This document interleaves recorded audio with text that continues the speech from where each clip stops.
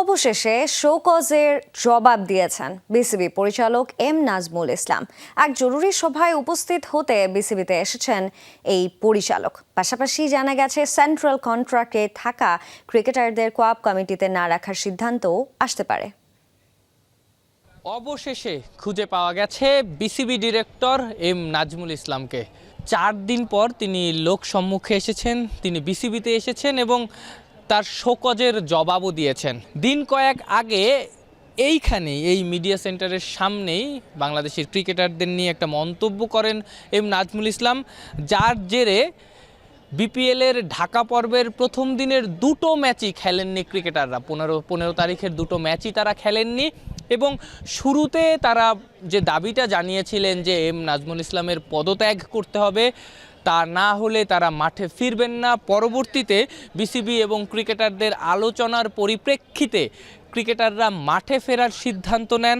তারা একটু নমনীয় হন এবং কিভাবে নমনীয় হন তারা জানান যে প্রকাশ্যে যদি সরি বলেন এম নাজমুল ইসলাম এবং তাহলেই তারা আবারও মাঠে ফিরবেন। যদিও এম নাজমুল ইসলাম এখনও প্রকাশ্যে সরি বলেননি, তবে যেটা খবর তিনি শোকজের জবাব দিয়েছেন। বিসিবির যে শৃঙ্খলা বিভাগ ডিসিপ্লিনারি কমিটি, সেই কমিটির কাছে আজকে এম নাজমুল ইসলাম তার শোকজের জবাবটা দিয়েছেন এবং আশা করা যায় যে সেই জবাবটার পর বিসিবি থেকে একটা আপডেট আমরা পাবো, যেটায় জানা যাবে যে আসলে এম নাজমুল ইসলামের বিরুদ্ধে যেহেতু ক্রিকেটাররা একটা দাবি তুলেছেন, সেই দাবির পরিপ্রেক্ষিতে কোন সিদ্ধান্ত নেওয়া হয়।